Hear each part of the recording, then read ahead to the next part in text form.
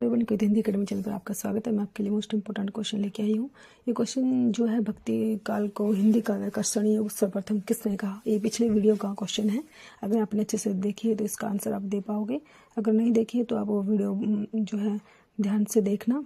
Question number 1 है हमारा, भक्ति काल को हिंदी काव्य का योग सर्वप्रथम किसने कहा था? मिश्र बंधु ने, गिरियसन ने, आचार्य रामचंद्र शुक्ल ने, आचार्य हजारी प्रसाद द्विवेदी ने।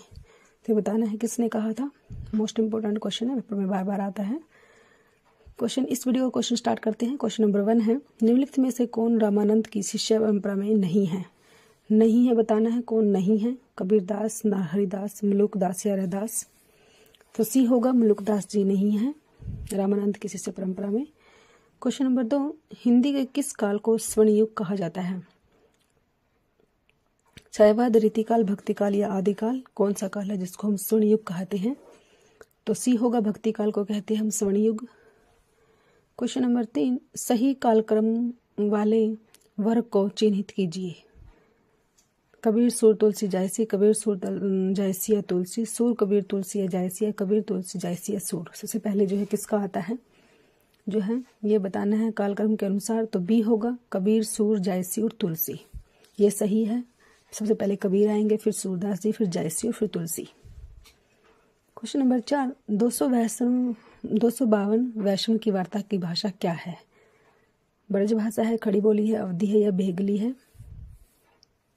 तो ए होगा, ब्रज भाषा है वो। क्वेश्चन नंबर 4 का ए आंसर, ब्रज भाषा में लिखी गई थी ये।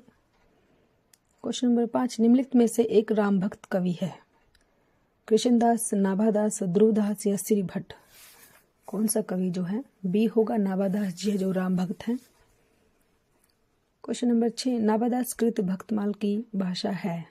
अवधी, ब्रज भाषा, हिंदी खड़ी बोली या मैथिली। तो कौन सी भाषा में जो है लिखी थी उन्होंने? बी होगा, ब्रज भाषा में लिखा था भक्तमाल को।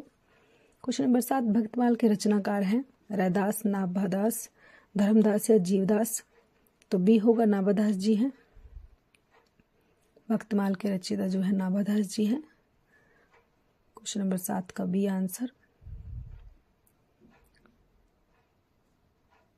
क्वेश्चन नंबर 8, भक्तमाल के रचयिता नाभादास के गुरु का नाम था?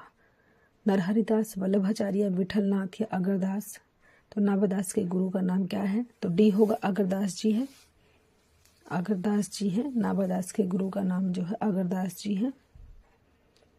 क्वेश्चन नंबर 9, संत साधना का साहित्यिक रूप प्रारंभ हुआ? काशी, प्रयाग, पंढरपुर या उज्जैन से। तो सी होगा। क्वेश्चन नंबर 10, निम्न में से कौन सी प्रवृत्ति संत काव्य की नहीं है? राष्ट्रवादी भावना, वर्ण व्यवस्था को प्रोत्साहन, गुरु की महत्ता, भड़म्बरों का खंडन। तो संत काव्य की नहीं है। नहीं कौन सी है वो बतानी है। बी होगा, वर्ण व्यवस्था को प्रोत्साहन जो है ये नहीं है। क्वेश्चन नंबर 11, ज्ञानश्री शाखा के प्रमुख संत कवि हैं? सूरदास, चंद्रबरदाई, कबीरदास या विद्यापति। तो सी होगा, कबीरदास जी हैं। क्वेश्चन नंबर 12, संत काव्य परंपरा का कौन सा कवि अपनी विद्वता के कारण प्रसिद्ध है? धर्मदास, रविदास, सुंदरदास या रज्जब। तो सी होगा, सुंदरदास जी हैं। क्वेश्चन नंबर 13, इनमें से कौन सा संत कवि नहीं है? कबीरदास, रैदास, गुरु नानक, तुलसीदास। नहीं पूछा है, कौन सा संत कवि नहीं है, नहीं बताना है। क्वेश्चन नंबर 13 का डी होगा, तुलसीदास जी हैं। क्वेश्चन नंबर 14, श्रृंगार रस के घोर विरोधी कौन से संत कवि थे? सुंदरदास, मलुकदास, रैदास या कबीरदास। श्रृंगार रस के घोर विरोधी जो है कौन से संत कवि थे? मोस्ट इंपोर्टेंट क्वेश्चन ए होगा, सुंदरदास। पेपर में बार बार आता है ये क्वेश्चन। तो सुंदरदास जी हैं, श्रृंगार रस के घोर विरोधी थे ये। क्वेश्चन नंबर 15, हरडे वाणी एवं अंगवधु किसकी वाणी के संकलन है?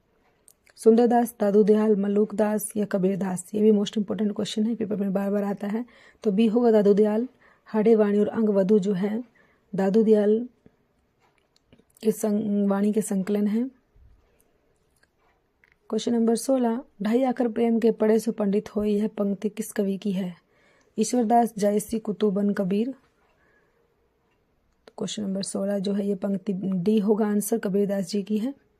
क्वेश्चन नंबर 17, कबीर का संबंध किस काव्यधारा से है? प्रेम मार्ग सूफी काव्यधारा, ज्ञान मार्ग निर्गुण भक्ति धारा, कृष्ण भक्ति धारा या राम भक्ति धारा। तो कबीरदास जी हैं जो कौन सी काव्यधारा के हैं?